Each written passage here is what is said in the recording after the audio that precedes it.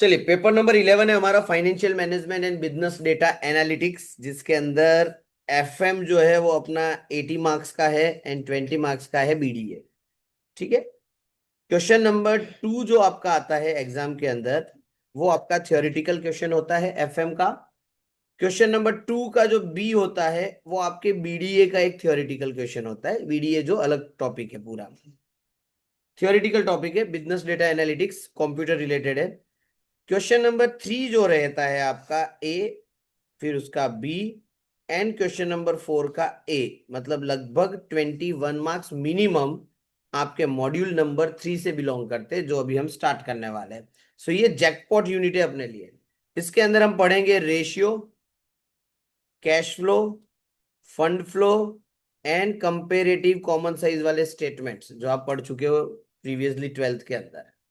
ठीक है। और इसके अंदर भी ये हर बार पूछा है कंपेरेटिव, और इस बार क्या कर दिया इन्होंने कि पता है कि सारे बच्चे कंपेरेटिव और कॉमन साइज तो करके आएंगे क्योंकि सबसे इजी वाला टॉपिक है वो, उन्होंने पूछ लिया ट्रेंड एनालिसिस।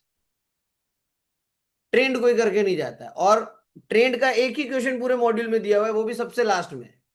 और पिछले 3 4 5 सालों से ट्रेंड एनालिसिस कभी नहीं पूछा। तो सिंपल मेंटेलिटी बच्चों की क्या रहती है कि ये कर लो बहुत हो गया, कैश फ्लो कर लो बहुत हो गया, फंड फ्लो कभी पूछते नहीं है, रेशियो उनसे होता नहीं है। तो बोले इसमें से 2 तो हम अटेंड कर लेंगे, जैसे तैसे 14 मार्क आ जाएंगे। वहां पे फंस जाओगे। हाँ, कभी कभी ये पूरा ए और बी रेशियो में से पूछ लेते हैं। इट्स नॉट नेसेसरी कि वो फंड फ्लो पूछे, कैश फ्लो पूछे, कुछ भी पूछेंगे वो इन चारों में से। ऐसा होगा कि 3 के 3 क्वेश्चन रेशियो में से, ऑब्जेक्शन नहीं कर सकते उसमें, उनकी मर्जी। अरे चैप्टर गायब कर देते हैं तब ऑब्जेक्शन नहीं कर सकते। तो यहाँ से चैप्टरों में से कोई स्किप कर देंगे तो थोड़ी पूछेंगे। ठीक है। तो ये 4A तक तो हमारा बढ़िया जाता है। 4B में आता है कॉस्ट ऑफ कैपिटल। ये आपके 7 मार्क का क्वेश्चन है, मॉड्यूल नंबर 4 से बिलोंग करता है। इसमें बेसिकली आज तक कभी चेंज नहीं हुआ, नहीं होता है, क्योंकि ये इंपॉर्टेंट चैप्टर है। तो एटलीस्ट एक क्वेश्चन तो इंस्टीट्यूट को इसका पूछना ही पड़ता है। फिर आता है क्वेश्चन नंबर 5 का है which belongs to capital budgeting, और बी भी होगा, वो भी बिलोंग करता है कैपिटल बजटिंग से। पूरे एफएम का सबसे लेंथी यूनिट है तो वो है कैपिटल बजटिंग। सबसे लेंथी है और फिक्स है, 14 मार्क के क्वेश्चन इसमें से बनते हैं। और उसका जो फर्स्ट क्वेश्चन होता है वो बेसिकली बहुत डेंजर लेवल का बना के पूछते हैं। सेकंड वाला थोड़ा इजी लेवल का रखते हैं। पर आप फर्स्ट कहाँ जाते हो, बी आता है और ए नहीं आता। तो ऐसा थोड़ी कि किसी और क्वेश्चन का ए कर सकते हो, आपको कोई भी 5 ही करने हैं, और उसी 5 के ए भी करने होते हैं। फिर क्वेश्चन नंबर 6 आता है आपका वर्किंग कैपिटल से, बी भी आता है वर्किंग कैपिटल से। क्वेश्चन नंबर 7 का ए आता है आपका डिविडेंड पॉलिसी से, बी आता है या तो कैपिटल स्ट्रक्चर या लेवरेज करके एक चैप्टर होता है उससे। ये सब प्रैक्टिकल है, एक भी थ्योरेटिकल नहीं है। क्वेश्चन 8 का ए बी जो है वो हमारा जो दूसरा टॉपिक है बीडीए करके, उसमें से आता है। 2 क्वेश्चन थियोरी के, 7 7 मार्क के फिक्स है। तो हमेशा ये बैकअप में लेके चलना जरूरी है। नो डाउट स्कोर आप प्रैक्टिकल में कर सकते हो, बट एक छोटी सी गलती आपको पता भी नहीं चलेगा और वहां पे आपकी वाट लग जाएगी। जैसे मैं जस्ट एग्जांपल के तौर पे बता रहा हूँ, इस बार जो एक पेपर में ऐसा किया इन्होंने, आपको दिया है earning before interest and tax, जिसमें से बेसिकली माइनस होता है इंटरेस्ट। रेशियो पड़ा होता है, आपको ये याद होना चाहिए। फिर पीबीटी आता है, पीबीटी में से टैक्स माइनस करते हैं तो पीएटी आता है, right. What institute have done, यहाँ लिखा है 1,20,000, क्वेश्चन में ऐसा मेंशन कर दिया earning before interest and tax 1,20,000। नीचे लिखा है इंटरेस्ट, ब्रैकेट में लिखा है आफ्टर टैक्स, और अमाउंट दी है 20,000, मतलब इंटरेस्ट भी दिया है। ठीक है। और जब इंटरेस्ट भी दे दिया है आपको और ईबीआईटी भी दे दिया है, और आपको पूछा है कि बताइए पीएटी कितना, और टैक्स का रेट है 30%। मतलब एग्जैक्ट क्वेश्चन नहीं बता रहा हूं, बट आप मुझे बताओ पीएटी कितना।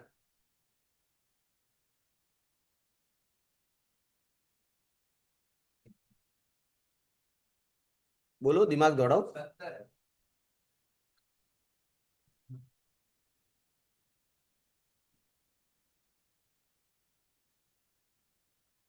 70,000।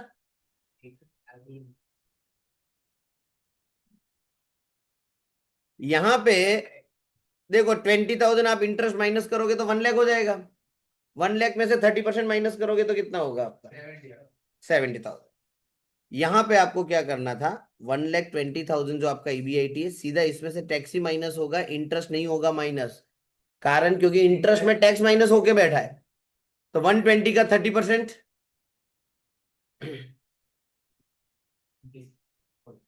कितना बचा? 84। बोले अब यहां से इंटरेस्ट उठा दोगे, क्योंकि इंटरेस्ट में से टैक्स माइनस हो चुका है। तो ये इतनी सी लाइन पूरे के पूरे 7 मार्क ले गई बच्चों को। सबको ये लगता है ईबीआईटी दिया है, इंटरेस्ट दिया है, टैक्स दिया हुआ है, सीधा पीएटी आ गया। पीएटी डिवाइड बाय उन्होंने कर दिया, फॉर्मूला था उनका नेट सेल्स, बोला खत्म, नेट प्रॉफिट मार्जिन आ गया। फिर पता चलता है आंसर गलत। तो फिर अब अगर आप ऐसा सोचते हो सर स्टेप्स के मार्क्स देंगे, कोई मार्क्स नहीं मिलते इसमें, काहे के स्टेप्स हुए, ये तो पूरा ही रॉन्ग हुआ तुम्हारा। हाँ जर्नल एंट्री होती है, तो जर्नल एंट्री में 2 एंट्रियां राइट है तो 2 एंट्री के मार्क्स मिलते हैं। एंट्री राइट है, अमाउंट रॉन्ग है, तो वो गलत ही माना जाएगा, उसमें कोई मार्किंग मिलने वाली नहीं है आपको। ठीक है, सो ये थोड़ा सा टेक्निकल सब्जेक्ट है और लेंथी बहुत है। हाँ बहुत लेंथी है। एफएम कैपिटल बजटिंग के अंदर लगभग 7 से 8 चैप्टर मिलेंगे। वर्किंग कैपिटल में 7 चैप्टर है, तब जाके ए और बी बनता है। डिविडेंड पॉलिसी ये वगैरह में टोटल 4 चैप्टर है। ठीक है, अभी हम जो कर रहे हैं उसके अंदर टोटल 4 चैप्टर है, और जो बीडीए 20 मार्क का आपको पढ़ना है उसमें लगभग लगभग आई थिंक सो उसमें भी 7 चैप्टर है, उसमें से 20 मार्क का बनता है। So do not think that कि इसमें से ही आएगा, ऐसा ही आएगा, पिछले साल ऐसा हुआ, इस साल ऐसा हुआ, कुछ नहीं। आपको जाना है 7 के 7 ऑप्शन के साथ, और उसमें से 5 तुमको सिलेक्ट करने हैं। अगर ये मेंटेलिटी के साथ तुम रेडी हो तो एक ही अटेम्प्ट में सीएमए बन जाओगे। अगर तुम 5 के साथ गए तो फंस गए, और क्योंकि 5 में गए और कोई चैप्टर गायब हो गया या कोई ऐसा टेढ़ा सवाल पूछ लिया, तब करोगे क्या? 4 करने पड़ेंगे, 3 करने पड़ेंगे, तो प्रोबेबिलिटी ऑफ फेलियर इंक्रीज हो जाता है वहां पे। क्योंकि आपके 30 एमसीक्यू में से आप श्योर ही नहीं होते हो कि कितने आएंगे, क्योंकि एमसीक्यू एकदम कोई पपलू पपलू नहीं पूछते हैं। इसमें आप समझो 15 स्कोर कर लोगे, चलो 15 नहीं 16 मान लेते कि 8 सही होंगे। बाकी के आपको 34 मार्क में 50 का क्राइटेरिया रखो तो 34 का जुगाड़ करना पड़ता है। और जुगाड़ ऐसे होगा नहीं, आपके पास 7 ऑप्शन होंगे तभी होंगे। आपका कुछ नहीं आता, चलो सर थियरी लिख के आ गए हम, कुछ तो देगा, कुछ नहीं देगा वो। आप कुछ भी लिख के आओगे तो कुछ नहीं देने वाला, ऊपर से जो लिखा है ना उसमें भी वो स्ट्रिक्ट चेकिंग करेगा। फिर बोलिए कहाँ से आ गया सीएमए बनने के लिए, फेंके मार रहा है, 12वीं दे रहा है क्या वो? आपको सिस्टमेटिक वे में ही लिखना पड़ेगा। जब मैं थियोरी टॉपिक स्टार्ट करूंगा, आपको राइटिंग प्रैक्टिस पे बहुत फोकस करना है। कितना लिखना है, कैसे लिखना है, उस पर बहुत ध्यान देना पड़ेगा। ठीक है, कुछ भी लिखोगे वही ओल्ड मेंटेलिटी के साथ, तो फिर हैप्पी बर्थडे, थियोरी वाले टॉपिक में तो हो ही जाएंगे। चलिए 21 से 28 मार्क के टॉपिक है अपने। अच्छा एक और जोरदार चीज है, ये जो कैश फ्लो पढ़ रहे हैं ये आपके कॉर्पोरेट अकाउंट में कॉमन आता है, सेम ही होता है, चैप्टर में कोई फर्क नहीं है। तो मैं ये इंस्टीट्यूट का वीक पॉइंट कहूंगा कि 2 सब्जेक्ट में एक का एक चैप्टर कैसे डाल दिया। मतलब आप कोई भी एक करो, दोनों में खत्म हो गया आपका। ठीक है, कॉर्पोरेट में वो 7 मार्क का पूछा जाता है, इसमें नक्की नहीं है, और कॉर्पोरेट में भी इस बार नक्की नहीं किया, उड़ा ही दिया पूरा का पूरा। चलो चैप्टर ध्यान से पढ़ना, बहुत ही अच्छा चैप्टर है। 12th में पढ़ा था सब लोगों ने, बेसिक ऑप्शन में।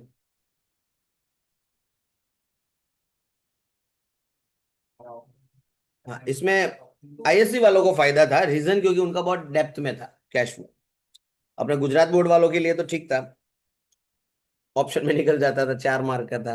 गुडविल के 2 कर देते थे, कैश फ्लो को कोई हाथ भी नहीं लगाता था, और ज्यादा से ज्यादा फाइनेंशियल स्टेटमेंट कर लेते थे। चलो, a cash flow statement shows the cause of changes in cash and cash equivalent of a business between two balance sheet date। Cash flow statement end S 7 के अंदर लिखा गया है, इंडियन अकाउंटिंग स्टैंडर्ड 7 में। वो ये बताता है कि 2 बैलेंस शीट की डेट में जो रोकड़े में चेंजेस आए हैं वो किन कारणों से आए हैं। जैसे फॉर एग्जाम्पल साल के शुरुआत में 10,000 था कैश, साल के एंड में 20,000 हो गया। सो हमें पता चल गया कि 10,000 से कैश बढ़ा, पर ये 10,000 के कैश कैसे बढ़ा उसको 3 पार्ट में डिवाइड करना पड़ता है। First part is operating, second part is your investing, third part is your financing.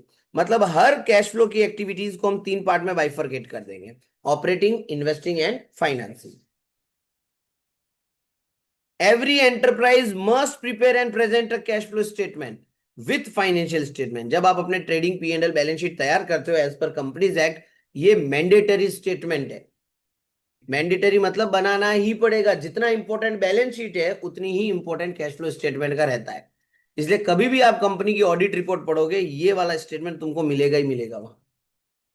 ठीक है, सो एमसीक्यू में ऐसा पूछा जाता है कि इसमें से कौन सा स्टेटमेंट मैंडेटरी नहीं है या मैंडेटरी है, तो ध्यान रखना है कैश फ्लो मैंडेटरी में आता है। चलिए AS7 का क्या कहना है कि कैश का मतलब क्या होता है, cash on hand, demand deposited with the bank.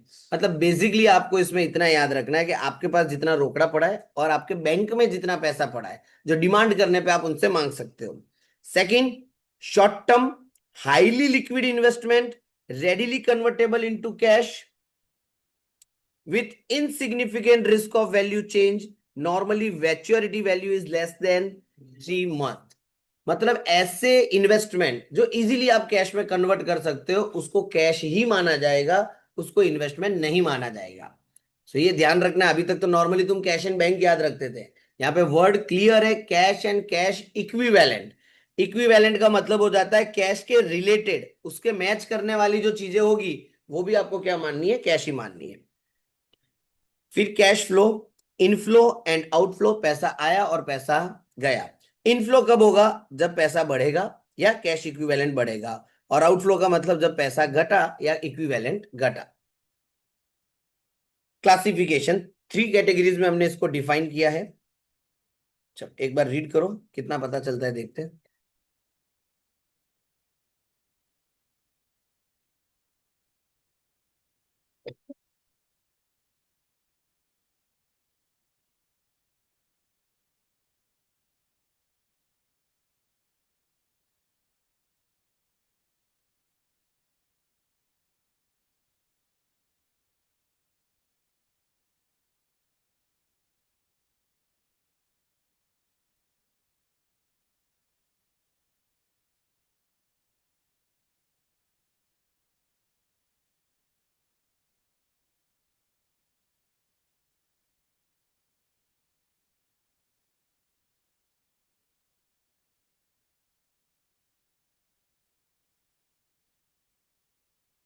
Keyword जो इसके अंदर है that is principal revenue producing operation. मतलब आपका जो मेन बिजनेस है, मेन बिजनेस से जो कमा रहे हो ना वही आपकी ऑपरेटिंग एक्टिविटी होती है।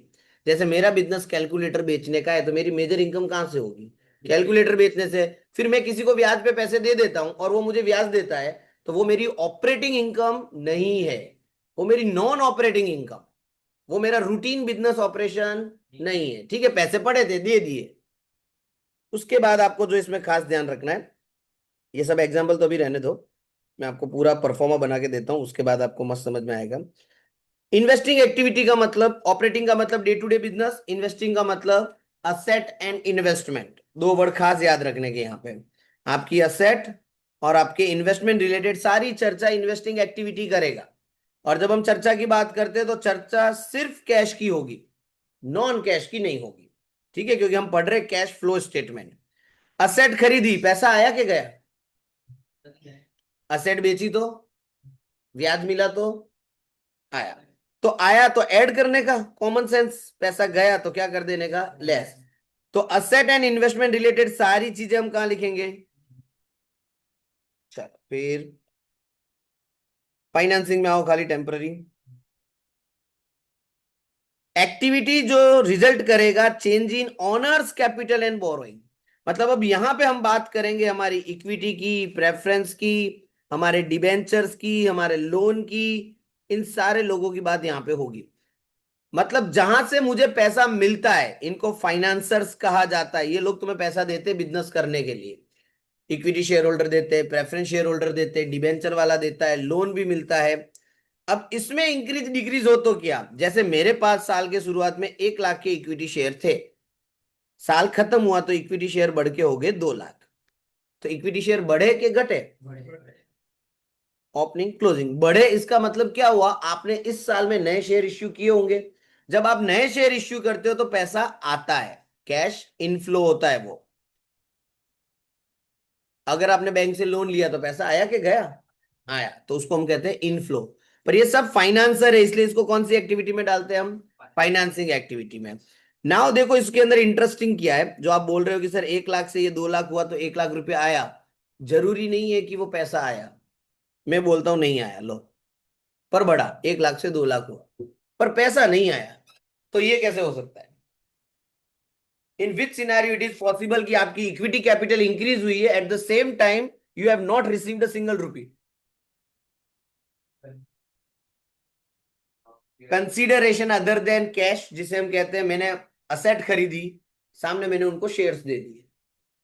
तो ना असेट की एंट्री इन्वेस्टिंग में होगी, ना शेयर्स की एंट्री फाइनेंसिंग में होगी, क्योंकि दोनों में कहीं कैश इन्वॉल्व ही नहीं है।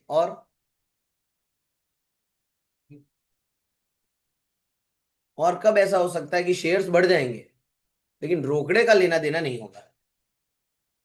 जब कंपनी बोनस शेयर इश्यू करती है, बोनस शेयर फ्री में इश्यू होते हैं, उसमें कौन सा पैसा मिलने वाला है? कंपनी ने बोला 1 लाख रुपए के नए शेयर दे दो शेयर होल्डर को फ्री ऑफ चार्ज, तो कैपिटल आपकी बढ़ के 2 लाख हो जाएगी, बट वहां पे कैश का इन्वॉल्वमेंट नहीं होगा। तो ये ध्यान रखना पड़ेगा कि ये जो इंक्रीज हुआ है ये क्यों हुआ है।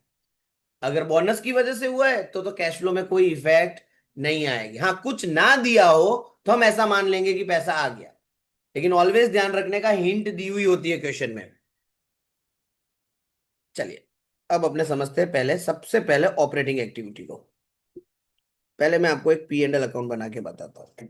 हम यहाँ पे ऑपरेटिंग एक्टिविटी जो करने वाले हैं, ऑपरेटिंग एक्टिविटी में दो पार्ट होंगे। एक होती है इनडायरेक्ट मेथड और एक होगी तुम्हारी डायरेक्ट मेथड। एग्जाम में कोई भी मेथड पूछी जाती है, इनडायरेक्ट भी पूछ सकते हैं और डायरेक्ट भी पूछ सकते हैं, और ये इनडायरेक्ट और डायरेक्ट सिर्फ इसी एक्टिविटी के लिए होता है। इन्वेस्टिंग एंड फाइनेंसिंग में कुछ इनडायरेक्ट डायरेक्ट नहीं होता, वो तो जैसा है वैसा ही रहेगा। सो सबसे इंपॉर्टेंट एग्जाम के लिए हो जाता है हमेशा ऑपरेटिंग एक्टिविटी। ठीक है, अब हम एक trading P and L account बनाते हैं और उसको समझते हैं।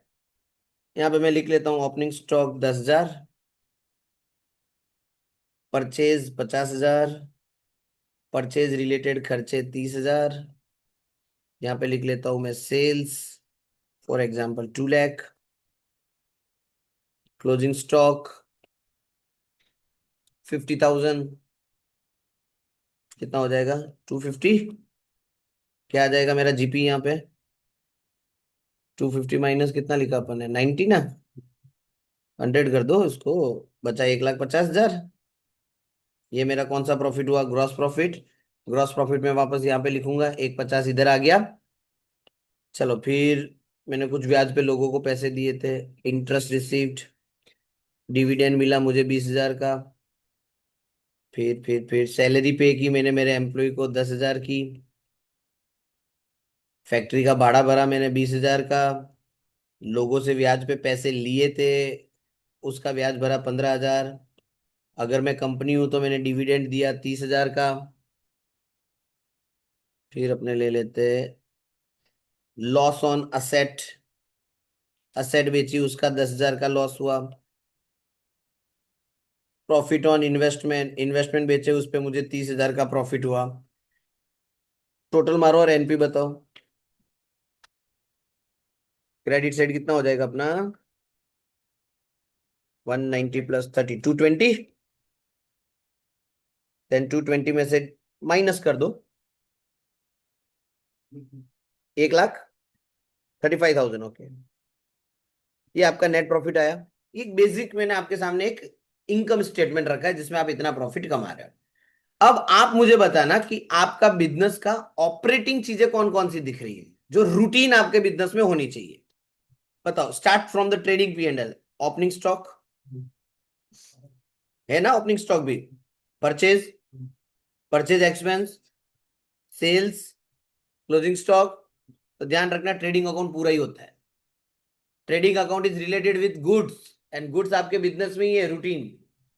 चलो, सैलरी, रेंट, भाड़ा भरा फैक्ट्री का, धंधा चलाना है तो भरना पड़ेगा, तो है ना, बिजनेस का ही हुआ ना, डे टू डे में ही जाएगा ये।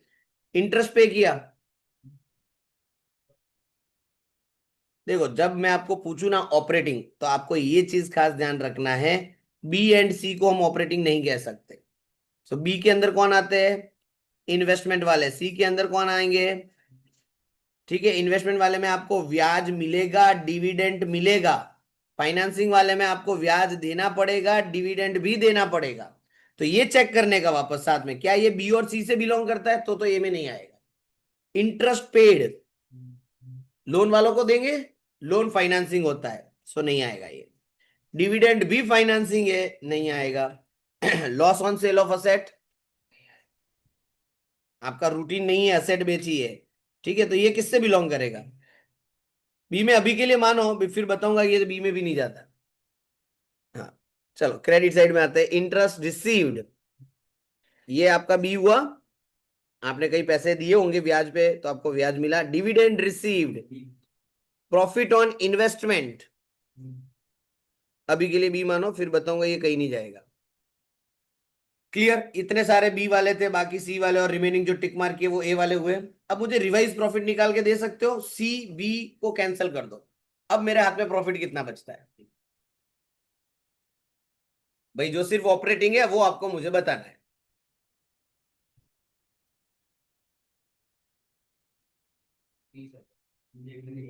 भाई जीपी तक तो सब बराबर ही है। जीपी में से सैलरी ऑपरेटिंग था, रेंट ऑपरेटिंग है, दोनों माइनस कर दो, और तो कोई इनकम एक्सपेंस नहीं है। So net profit from operating activity is 1,20,000 के 30। ये समझ में आया? क्लियर? ये आपने क्या किया, सीधा सीधा आपके जो बिजनेस की इनकम थी उसमें से आपके बिजनेस के खर्चे माइनस कर दिए और आपके पास प्रॉफिट आ गया। ये जो आपने किया ये डायरेक्ट मेथड थी।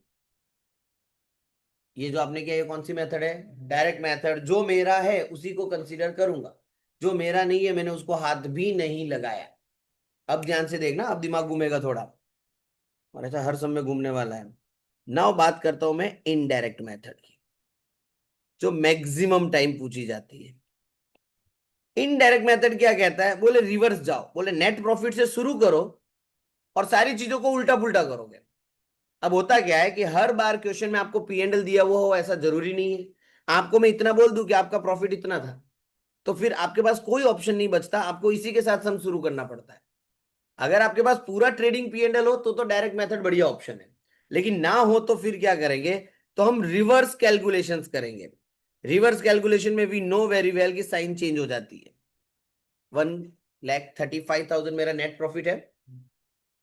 ओके, जब आप इनडायरेक्ट मेथड से जा रहे हो तो इनडायरेक्ट मेथड क्या कहता है, जो आपके बिजनेस का नहीं है ना उसको ध्यान में लो। डायरेक्ट मेथड कहता है जो बिजनेस का है उसको ध्यान में लो, इनडायरेक्ट कहता है जो नहीं है उसको ध्यान में लो। मतलब क्या कहना चाह रहे हैं, ये जो डेबिट साइड होती है ये हमेशा एक्सपेंस वाली साइड होती है, और ये क्रेडिट साइड है उसको बेसिकली हम इनकम वाली साइड मानते हैं। इनकम में से एक्सपेंस माइनस करते हैं तभी प्रॉफिट मिलता है। ये साइन याद रखनी, एक्सपेंस माइनस वाला होता है और इनकम हमेशा प्लस वाला होता है। और जब मैं कोई चीज रिवर्स करूंगा तो साइन क्या हो जाएगी, चेंज हो जाएगी। अब मुझे बताओ आपके काम का कौन सा नहीं है इसमें, एक्सपेंस में बताओ। इंटरेस्ट पेड काम का नहीं था, डिविडेंड पेड भी काम का नहीं था, आपने फिर भी उसको माइनस तो किया था। अब उसको हटाने के लिए क्या करूंगा मैं, प्लस। तो यहाँ पे मैं लिख लेता हूं इंटरेस्ट और डिविडेंड दोनों की अमाउंट कितनी थी अपने, 15 और 30, 45 हुआ ना। ये मैंने ऐड क्यों किया समझ में आया, क्योंकि आपने उसको पी एंड एल में माइनस किया था, इसको रेक्टिफाई करने के लिए मैं क्या कर रहा हूं, ऐड। मतलब समझो जैसे ही मैंने यहाँ पे ऐड किया वो पी एंड एल से गायब हो गया, वो पी एंड एल से क्या हो गया, गायब। ऐसे जो काम की चीजें नहीं है ना सबको गायब करेंगे, जो बचेगा वो मेरा ऑपरेटिंग ही होगा। चलो नेक्स्ट देखते हैं और क्या दिख रहा है आपको। ये लॉस वाले पे आता हूं मैं थोड़ी देर में।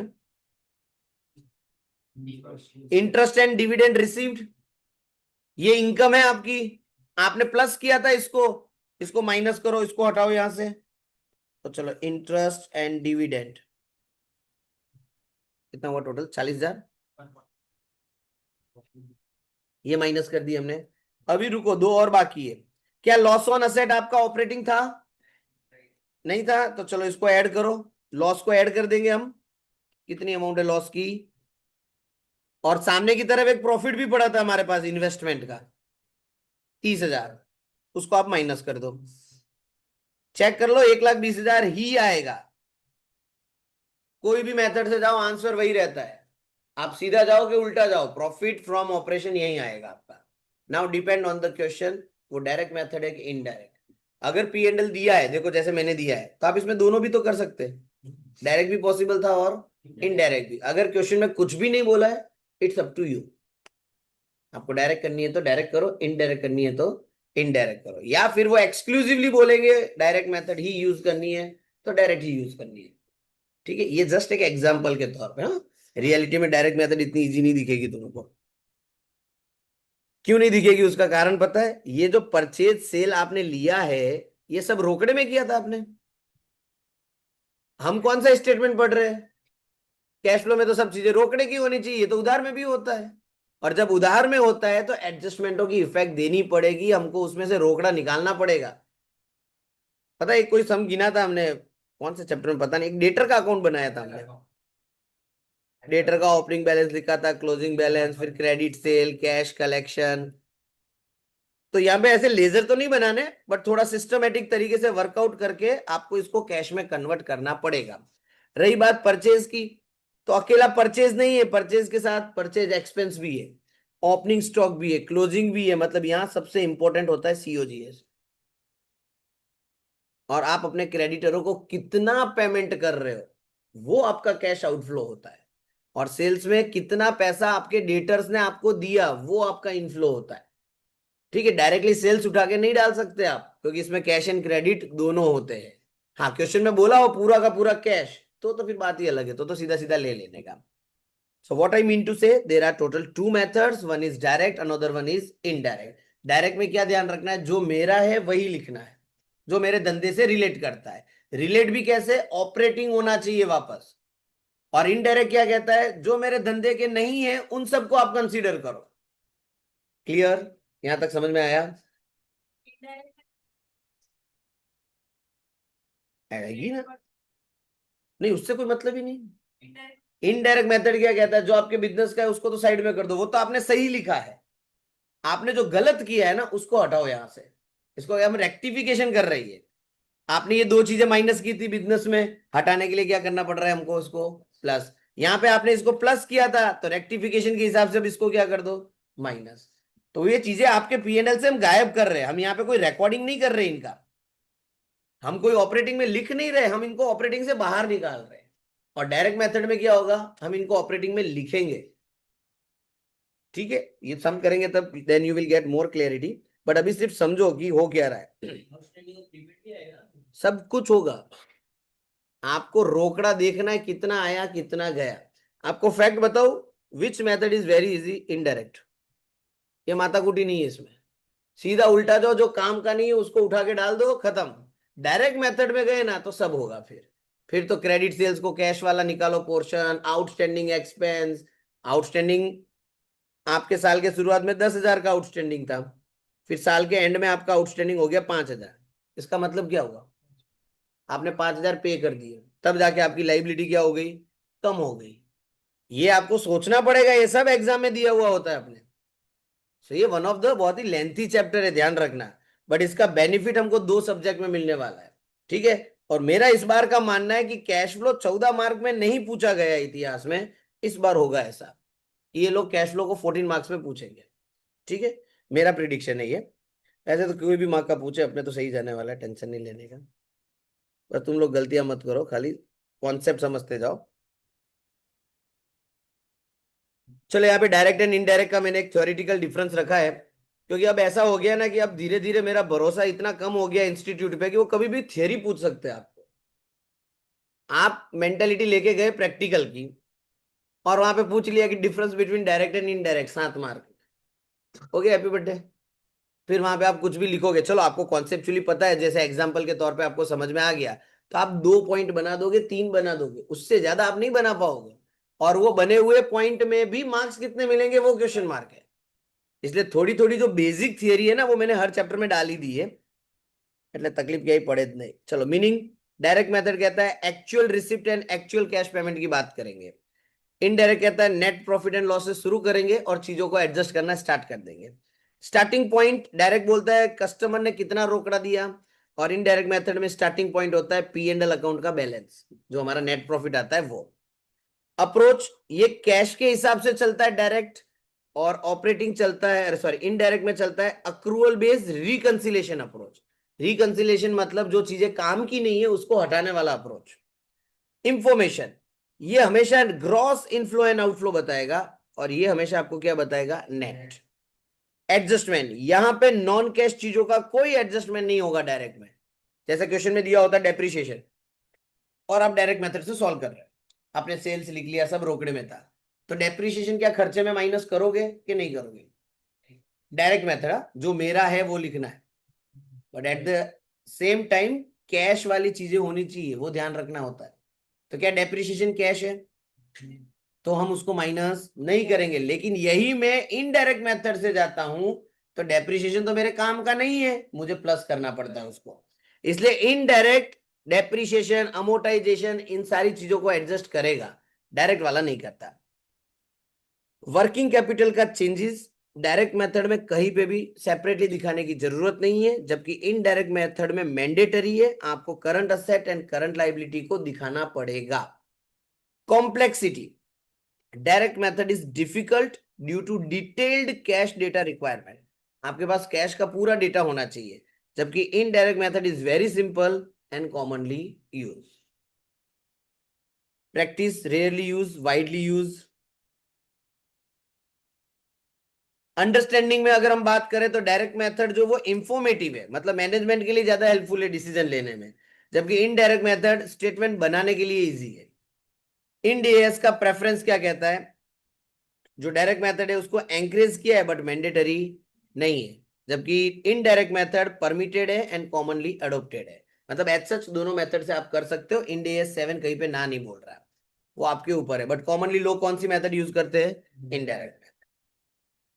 चलिए अब अपने समझते हैं इसका फॉर्मेट। देखो इसका 14 मार्क का क्वेश्चन कैसे होगा। देखो एक नानकड़ा क्वेश्चन दिया है मस्त, पी एंडल दिया है, फिर एक छोटी सी बैलेंस शीट दी है, फिर लाइबिलिटी एंड इक्विटी का अलग स्टेटमेंट दिया है, बस, और एडजस्टमेंट नहीं दिया। फिर क्वेश्चन नंबर 2, इसमें सब कुछ है, अत्र तत्र सर्वत्र सब डाल दिया, बस। ऐसे छोटे छोटे क्वेश्चन, 30-40 मिनट्स तो ले ही लेते हैं एग्जाम में, अगर 14 मार्क्स में पूछे तो आपको एग्जाम में कैसे पूछते हैं वो मैं बताता हूँ। क्वेश्चन नंबर 5 ये आपके एग्जाम का क्वेश्चन है। क्वेश्चन नंबर 6 आपके एग्जाम का क्वेश्चन है। लेंथ देखो खाली, हाँ एकदम छोटे छोटे करके पूछे, और बेसिकली ऑपरेटिंग ही पूछते हैं मोस्ट ऑफ टाइम, बोले खाली ऑपरेटिंग करो ना खत्म। जैसे गुजरात बोर्ड में नहीं पूछते थे 4 मार्क का, वैसा ही पूछा जाता है, बट लेवल थोड़ा हाई होता है खाली इनका। हाँ तो बस तुम्हारे लिए भी लेवल वही होगा। फिर ये देखो 8 number, change in working capital बनाओ, मतलब बहुत बेसिक क्वेश्चंस पूछे जाते हैं। कभी कभार इंस्टीट्यूट का दिमाग खराब हो तो कुछ आड़ा वाड़ा पूछ ले। इस बार फाइनेंस के अंदर, एफएम के अंदर उन्होंने इनडायरेक्ट मेथड पूछा था, और बट गलती क्या कर दी, गलती इन सेंस उन्होंने कॉम्प्लिकेटेड कर दिया था इन्वेस्टिंग में। अब अगर मैं सच्ची बताऊं ना, 12th में कैश फ्लो ढंग से पढ़ा हुआ है ना तो अभी तकलीफ पड़े नहीं। आपको पता हो तो हम एक सम करते थे, मशीन अकाउंट बनाते थे, फर्नीचर अकाउंट बनाते थे, ओपनिंग क्लोजिंग लिख के ढूंढते थे। वैसा सवाल इस बार की एग्जाम में पूछा था। 5 असेट दी थी, पांचों के रिलेटेड नीचे पॉइंट दिए थे, इतने का खरीदा, इतने का बेचा, इतना डेप्री लगा, बताओ कितना खरीदा कितना बेचा। वैसा बेसिक क्वेश्चन 7 मार्क में पूछा था इंस्टीट्यूट ने। चलो अब मैं फॉर्मेट बना रहा हूँ, आप लोग एक बार मैं बनाऊं उसके बाद ड्रॉ करना।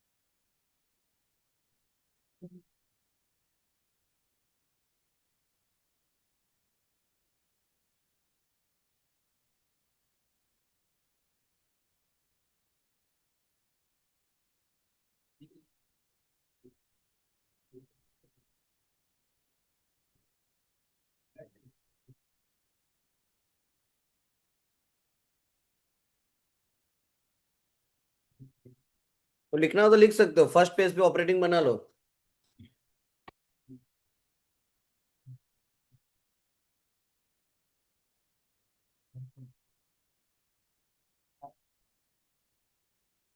अच्छा अच्छा, ये एक चीज जो मैंने बोला था मैं बताता हूँ, ये लॉस वाला और प्रॉफिट वाला पॉइंट, ये आपने बोला था बी में जाएगा, बी में भी नहीं जाएगा। ए में इनडायरेक्ट मेथड है तो प्लस माइनस होगा, डायरेक्ट मेथड है तो ए में भी नहीं जाएगा, ना बी में जाएगा ना ए में जाएगा, तो जाएगा कहाँ पे? सी से तो लेना देना ही नहीं उसका, ये नॉन कैश है, दिखता नहीं है बट है नॉन कैश। अब लॉजिकली समझो, मैं आपको ऐसा बोलूं कि आपने 100 रुपए की असेट 80 रुपए में बेची, तो 20 रुपए का क्या हुआ आपको? आपके पास रोकड़ा कितना आया? 20 से कोई लेना देना भी है आपको? आप रिकॉर्डिंग कितने पे करोगे? 80 पे। मैं बोलूं 100 रुपए की चीज आपने 110 में बेची, कितना है रोकड़ा, कितना आया? उस 110 में प्रॉफिट की आत्मा आ चुकी है, उसको अलग से लिखने की जरूरत नहीं होती है, जो आपको मिलता है ना वही लिखा जाता है, लॉस और प्रॉफिट की कोई इफेक्ट नहीं होती है। चलो आगे बढ़ते हैं।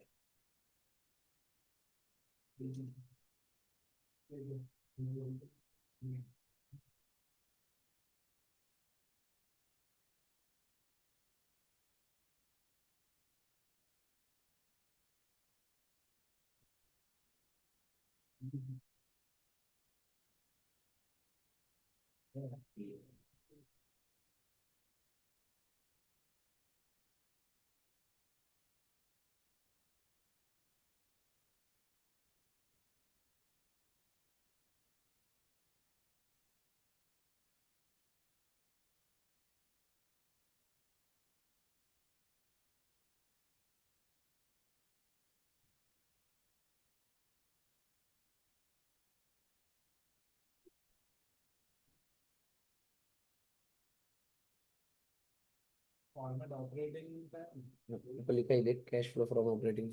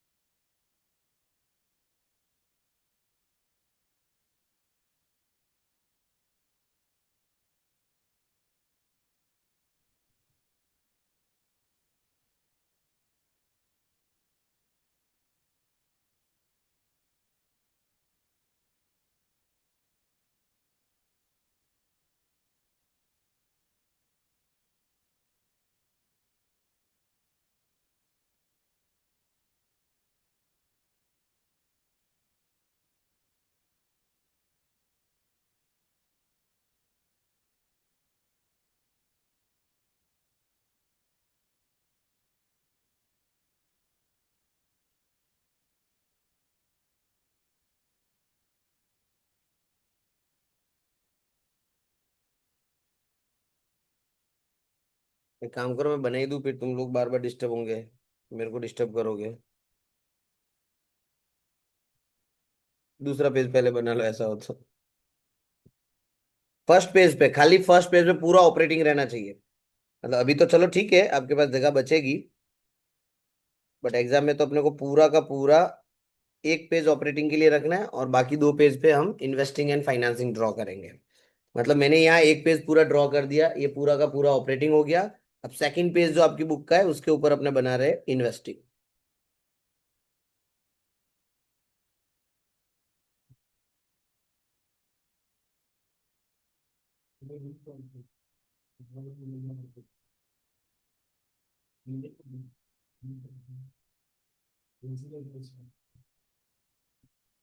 ठीक है।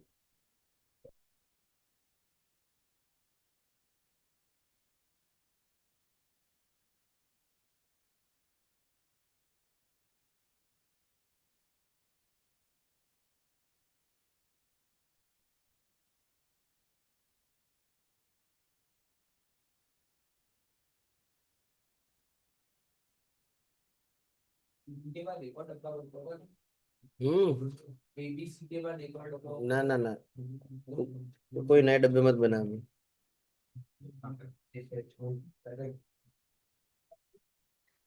નથી તું આઈએસસી માં નથી ભાઈ હવે.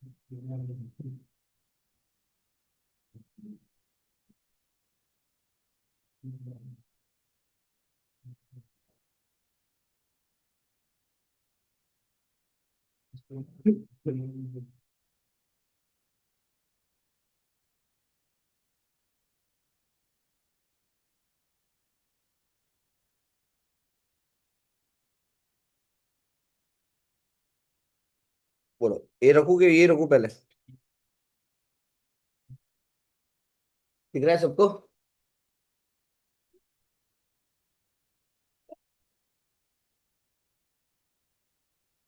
होना चाहिए पहले.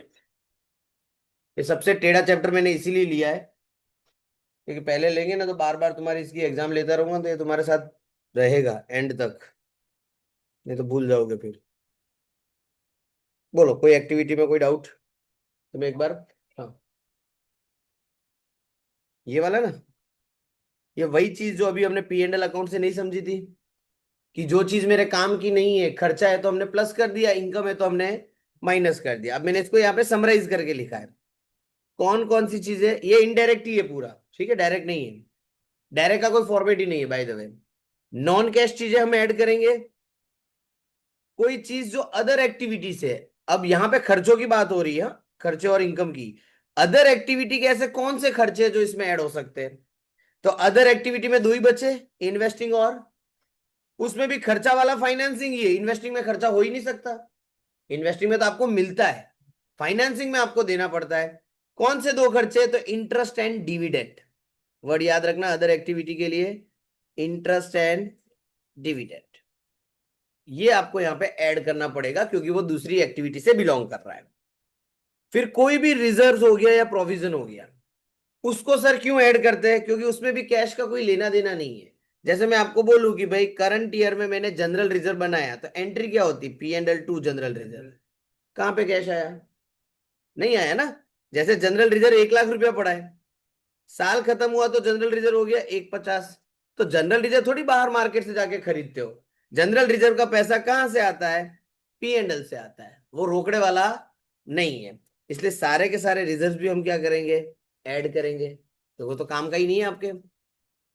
लॉस ऑन इन्वेस्टिंग एक्टिविटी भी आपको क्या करना है, ऐड करना है. क्योंकि वो इन्वेस्टिंग एक्टिविटी है, असेट वगैरह बेची उसका लॉस है. सेम मैनर में लेस में क्या करना है, कोई नॉन कैश इनकम हो या अदर एक्टिविटी की इनकम हो. अब देखो अदर एक्टिविटी में इनकम कहाँ होगी आपको, इन्वेस्टिंग के फाइनेंसिंग में. फाइनेंसिंग में कहाँ इनकम होती है. मतलब बैंक से लोन लेगा तो बैंक वाला तेरे को ब्याज देगा ऐसा. इन्वेस्टिंग में होगा. तो यहां पे जो आपकी अदर एक्टिविटी है उसमें आ जाता है इंटरेस्ट रिसीव्ड और डिविडेंड रिसीव्ड. इंटरेस्ट और डिविडेंड ये इन्वेस्टिंग एक्टिविटी वाले हैं जो पैसा आपको मिलता है. Interest received, dividend received. Profit on investment activity में कुछ हुआ, कोई एसेट बेची और आपका प्रॉफिट हुआ हो, तो वो भी आपका ऑपरेटिंग नहीं है, इसलिए आपको यहाँ पे लेस करना पड़ेगा। Again I am saying indirect method में हम एड लेस कर रहे हैं, इसका मतलब ये नहीं कि हम ऑपरेटिंग में लिख रहे हैं, हम लिख नहीं रहे, उसको ऑपरेटिंग से निकाल रहे हैं वहां से। और डायरेक्ट मेथड कर रहे होंगे तो हम ऑपरेटिंग में लिख रहे हैं। फिर आता है चेंज इन वर्किंग कैपिटल। बोले आपके बिजनेस की जो रूटीन कैपिटल है which is known as current asset and current liability, उसमें जब भी चेंजेस होता है आपके कैश पे अफेक्ट पड़ता है। कैसे अफेक्ट पड़ता है कि जैसे फॉर एग्जांपल डेटर्स 1 लाख के थे पहले साल के शुरुआत में, साल खत्म हुआ तो डेटर का बैलेंस दिखा रहा है 80,000। तो इसका मतलब क्या हुआ, पैसा आया कि गया? डेटर ने आपको पैसे दिए होंगे तभी जाके वो 80,000 होगा ना, तो पैसा आया। तो कैसे आया, जब करंट असेट घटी तो कैश आता है, इसलिए मैंने लिखा करंट असेट डिक्रीज। और करंट असेट इंक्रीज होगी तो पैसा, जैसे कि साल की शुरुआत में 80 रुपए का स्टॉक था, साल खत्म हुआ स्टॉक बढ़ के हो गया 120, तो 40 का स्टॉक बाय डिफॉल्ट आपने खरीदा ही होगा, खरीदा होगा तो पैसे गए। सो करंट असेट इंक्रीज हुई आपकी, लेकिन कैश क्या हुआ, डिक्रीज हुआ। सो करंट असेट में रिवर्स आपको याद रखना है, ठीक है? करंट असेट बढ़े तो कैश घटता है और घटे तो कैश बढ़ता है। करंट लाइबिलिटी में सीधा रूल है, करंट लाइबिलिटी बढ़ी तो कैश भी बढ़ा और करंट लाइबिलिटी घटी तो कैश भी घटा। जैसे कि फॉर एग्जाम्पल साल के शुरुआत में 80,000 का लोन था, साल खत्म हुआ तो लोन बढ़ के हो गया 1 लाख, तो लाइबिलिटी बढ़ी तो पैसा आया और लाइबिलिटी घटी तो पैसा गया। उसके अलावा जो एक और सबसे इंपॉर्टेंट ट्रांजेक्शन रहेगा वो है टैक्स पेड, ठीक है? भाई तू पढ़ के आया है, मेरे को पता है, शांति रख, मैं सब सिखाऊंगा। यहाँ पे एरो करके लिखो PFT।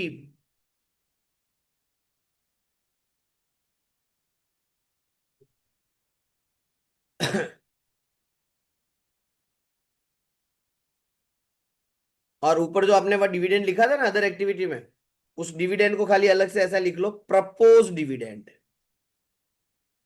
दोनों में फर्क होता है, डिविडेंड एंड प्रपोज डिविडेंड।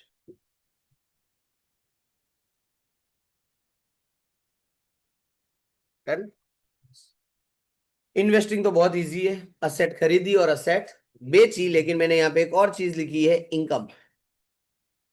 यहाँ पे सबसे ज्यादा बच्चों को कंफ्यूजन होता है कि सर ऑपरेटिंग में आपने इंटरेस्ट रिसीव्ड और डिविडेंड रिसीव्ड लेस करवा दिया, तो सर उधर दोबारा क्यों लिखना है? अरे वो उसका घर है ओरिजिनल, इंटरेस्ट रिसीव्ड का घर कौन सा होगा, इन्वेस्टमेंट एक्टिविटी। हमने वहां ऑपरेटिंग में लिखा नहीं है, उसको ऑपरेटिंग से भगाया है हमने, और वो भाग के जाएगा कहां पे, इन्वेस्टिंग एक्टिविटी में। सो ये interest received dividend received, interest paid और डिविडेंड पेड, दो इफेक्ट वाले होंगे जो ऑपरेटिंग में भी आएंगे और एट द सेम टाइम उनकी ओरिजिनल एक्टिविटी में भी आएंगे। देखो यहाँ पे भी मैंने लिखा है एक्सपेंस पेड, ये वही एक्सपेंस है इंटरेस्ट एंड डिविडेंड वाले, ठीक है? बाकी तो इसके अंदर कुछ है नहीं, परचेज सेल के हिसाब से हमको करना है। फिर ABC तीनों एक्टिविटी का जो कैश आया उसका टोटल करेंगे, ओपनिंग उसमें ऐड करेंगे, तो आपका आंसर क्लोजिंग के साथ मैच होना चाहिए, आपका आंसर क्लोजिंग के साथ मैच होना चाहिए, तभी आपका कैश फ्लो स्टेटमेंट राइट माना जाएगा। तभी तो वो रिकंसाइल हुआ ना, कि भाई साल के शुरुआत में आपके पास 1 लाख रुपए थे, साल खत्म हुआ तो आपके पास 1,50,000 थे, मतलब ABC का टोटल कितना आना चाहिए था? मतलब आपने जो 50,000 कमाए इंक्रीज हुए, वो A से होंगे या तो B से होंगे या तो C से होंगे या तीनों से होंगे, इसलिए यहाँ पे फाइनल टोटल आ जाता है। पेटलू खबो पड़ी, सिर्फ आज घर जाके कैश फ्लो में इतना ही डाइजेस्ट करना है कि है क्या ये पूरा माजरा है क्या, क्या कर रहे हैं, कैसे कर रहे हैं, कितनी एक्टिविटी, क्या आता है क्या नहीं आता, दैट्स इट। और जहां तक मैंने थियोरी कराई है उतनी लिखनी है आपको। जो गुजराती मीडियम से थे प्रीवियसली उनको तो खास लिखना है, उनको एक एक लाइन लिखनी है। थोड़े दिन मजदूरी वाली फीलिंग आएगी, बट वो आपके लैंग्वेज पे ग्रिप लाने के लिए जरूरी है, ठीक है? थियोरी तो इसमें आई थी, उसमें भी था ना थियोरिटिकल, बैंकिंग में। बस notes day to day complete होनी चाहिए, कैरी फॉरवर्ड नहीं करना है तो नहीं करना है। जितना हमने किया, जो होमवर्क दिया वो कर लेना है, जो क्वेश्चन मैंने कराए उसको रिवाइज करने, घर जाके एक बार ऊपर ऊपर से देख लेने अच्छे से, और सारे थियरी वाले टॉपिक लिख लेने। एग्जाम्पल और डेफिनेशन सब कुछ कौन सा? ये ऑपरेटिंग फाइनेंसिंग। हाँ, तुमको अगर देखो, ये तो कैसा है ना कि ये आप अपने रेफरेंस के लिए लिख रहे हो। अब सबको लगता है सर इसमें क्या है लिखने का, तो वो नहीं लिखता। अपने को लगता है नहीं यार ये कहीं काम आएगा समझने के लिए, कहीं भूल गए तो लिख लेने का। समझ में आया?